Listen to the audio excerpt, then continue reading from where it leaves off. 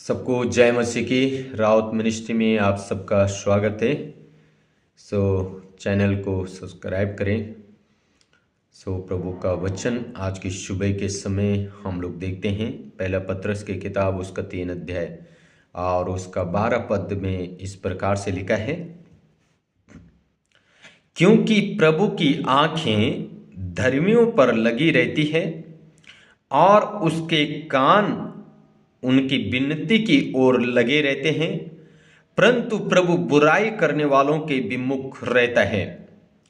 प्रिय भाई और बहनों, प्रभु का वचन हमें स्पष्ट रूप से कहता है, प्रभु की आंखें अपने बेटा और बेटियों के ऊपर लगी रहती है कंटिन्यू। हालेलुया।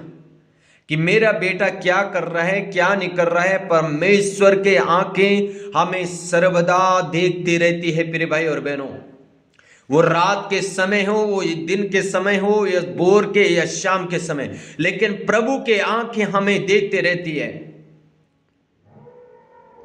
दूसरी बात, उसके कान हमारे दुआ की ओर लगे रहते। प्रिय भाई और बहनों, उसके कान हमारी दुआ की ओर लगे रहते हैं। प्रिय भाई और बहनों, आप दुआ में लगे रहें, आप प्रार्थना में लगे रहें।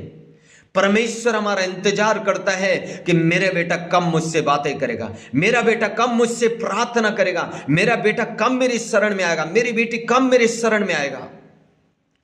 प्रिय भाई और बहनों, परमेश्वर यही चाहता कि हम अधिक से अधिक उसकी शरण में जाएं, उससे बातें करें। हालेलुया। तो उसकी आंखें नित्य हमें देखती रहती है, उसके कान नित्य हमारी प्रार्थना की ओर लगे हैं। प्रिय भाई और बहनों, अगर उसकी आंखें हमें देखती है, उसके कान हमें सुनती है, इसका मतलब यह है कि हम अधिक से अधिक समय अपने परमेश्वर के सम्मुख बिताएं।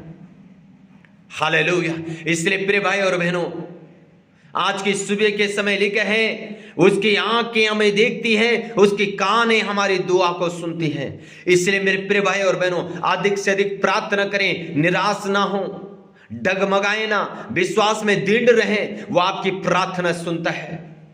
एक दिन न एक दिन आपकी प्रार्थना को उत्तर आपकी गोद में आएगा। बाइबल कहती है, आपकी प्रार्थना परमेश्वर ने सोने के कटोरे में रखे, ना जाने वो सोने का कटोरा कब उल्टा परमेश्वर कर दे और आपकी सारी प्रार्थना को उत्तर आपकी गोद में आ जाए। इसलिए प्रिय भाई और बहनों, प्रभु में बने रहे, प्रार्थना में लगे रहे, परमेश्वर आपको आशीष दे। आमीन।